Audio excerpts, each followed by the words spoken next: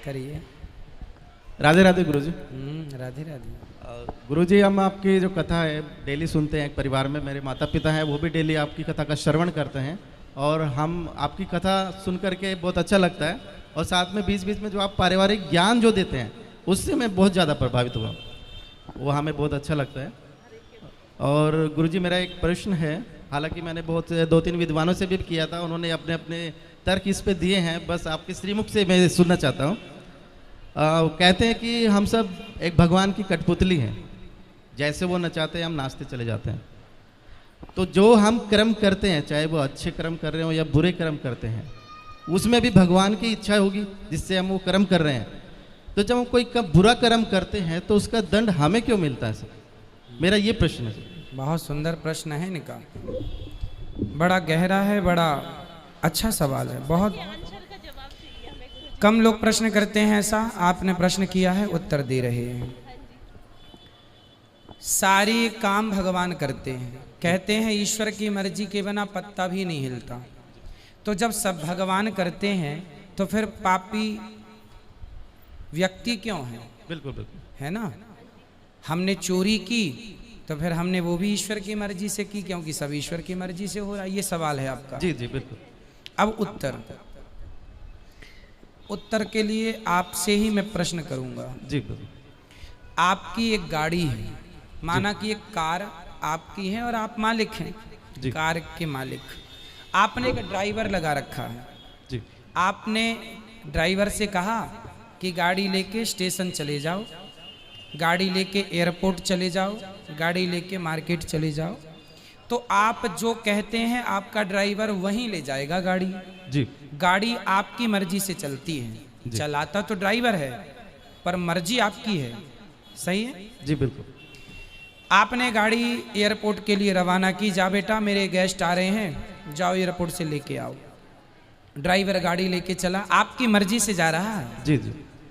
पर रास्ते में वो गाड़ी को किसी डिवाइडर से ठोक देता है, तो गाड़ी का एक्सीडेंट हो गया, गाड़ी का नुकसान हो गया, गाड़ी क्षतिग्रस्त हो गई। तो क्या ये आपकी मर्जी थी? जी नहीं। आपकी मर्जी थी कि गाड़ी एयरपोर्ट जाए, पर गाड़ी का एक्सीडेंट हो गया, गाड़ी गड्ढे में गिर गई।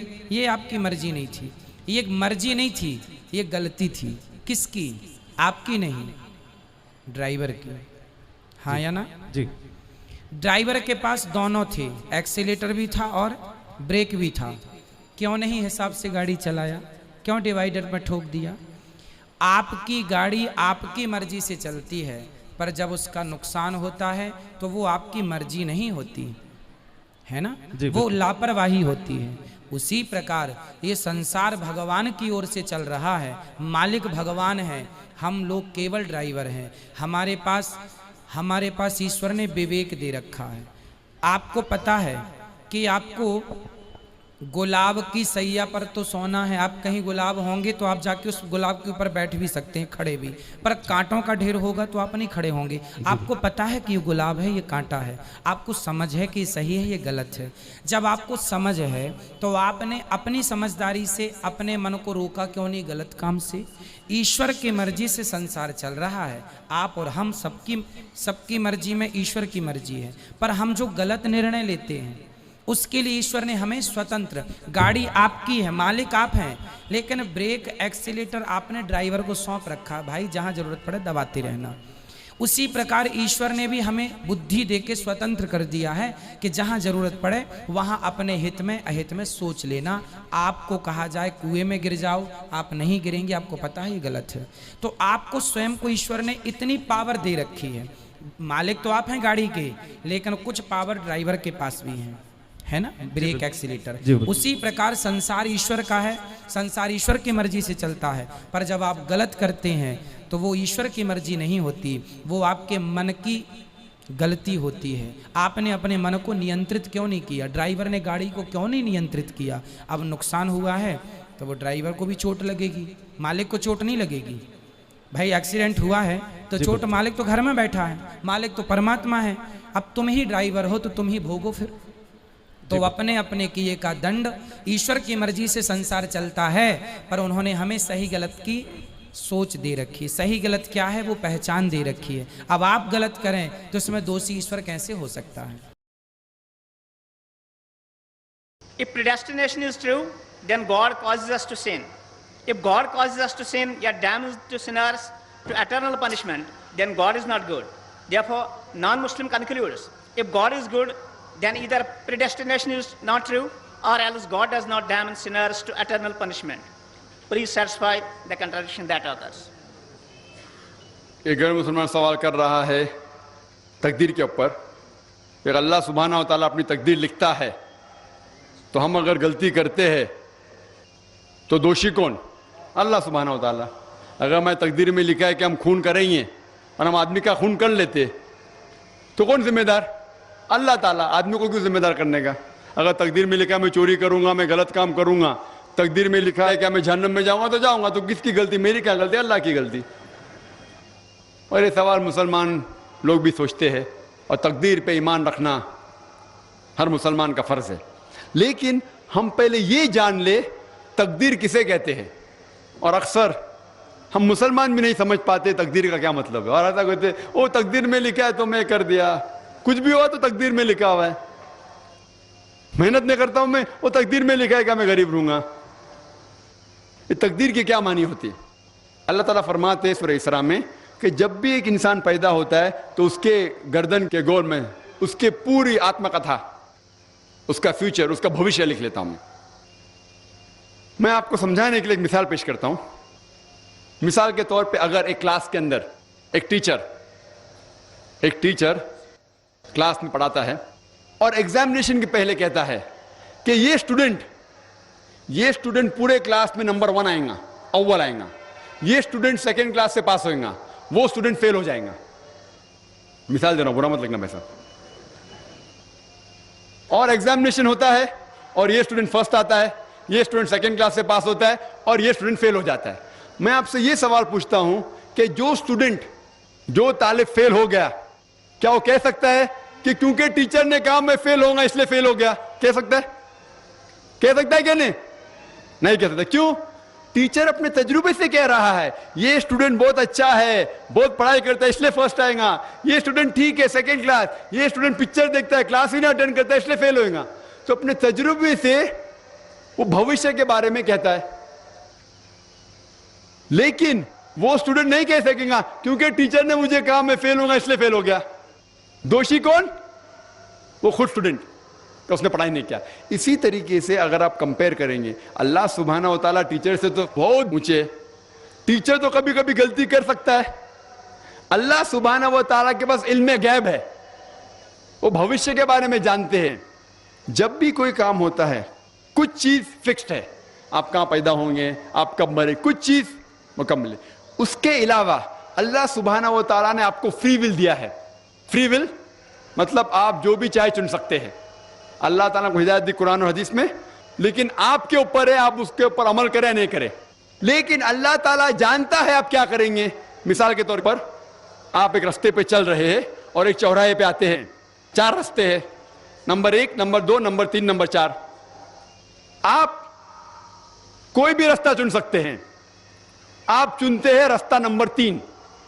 अल्लाह सुब्हानहू तआला को पहले से इल्म गैब है, पहले से पता था कि आप जब चौराहे पे आएंगे आप रास्ता नंबर 3 लेंगे, तो अल्लाह ताला पहले से लिख लेता है कि आप रास्ता नंबर 3 चुनेंगे। क्योंकि अल्लाह ताला ने लिखा इसलिए आप नहीं चुन रहे, क्योंकि आप चुनने वाले थे, अल्लाह ताला ने लिखा। इसे कहते हैं इल्म गैब। अल्लाह सुब्हानहू तआला के पास इल्म गैब है। अल्लाह ताला को पहले से पता था कि आप नंबर 3 चुनेंगे, और अल्लाह ताला तकदीर में लिख दिया कि आप नंबर 3 रास्ता चुनेंगे। क्योंकि अल्लाह ताला ने लिखा इसलिए आप 3 नहीं चुन रहे, क्योंकि आप चुनने वाले थे, अल्लाह ने लिखा। और एक मिसाल पेश करता हूं। आपने 10वीं पास की, 12वीं पास की, आप डॉक्टर भी बन सकते, आप इंजीनियर भी बन सकते, आप लॉयर भी बन सकते। आप चुनेंगे डॉक्टर बनने के लिए। अल्लाह ताला को पता है कि आप जब 12वीं पास करेंगे तीनों चीज आप बन सकते हैं, आप डॉक्टर भी बन सकते, इंजीनियर भी बन सकते, लॉयर भी बन सकते। आप चुनेंगे डॉक्टर बनने के लिए, तो तकदीर में लिख दिया अल्लाह ताला आप 12वीं पास करेंगे और डॉक्टर बनेंगे। क्योंकि अल्लाह ताला ने लिखा इसलिए आप डॉक्टर नहीं बने, क्योंकि आपने चुना इसीलिए अल्लाह ताला ने पहले से लिख दिया। आप समझे? कुछ लोग कल एग्जाम है अच्छा अच्छा है, तालिब अच्छा है, अभी कल एग्जाम है, क्या पढ़ने का, तकदीर में लिखा है कि पास तो पास, फेल तो फेल, और वो नहीं पढ़ता है और वो फेल हो जाता है। तकदीर में लिखा होता है यह आदमी पढ़ता था तो पास होता था, लेकिन इसकी सोच भी टेढ़ी थी। अल्लाह ताला ने लिखा है तकदीर में ये शख्स अगर पढ़ता था पास होता था, लेकिन उसने सोचा क्या पढ़ूं मैं, तकदीर में लिखा नहीं पढ़ता फेल हो जाता है। तो दोषी कौन, अल्लाह या वो खुद। तकदीर में भी लिखा है ये, वो पास हो सकता था लेकिन वो नहीं पढ़ता इसलिए फेल हो गया, फेल हो गया।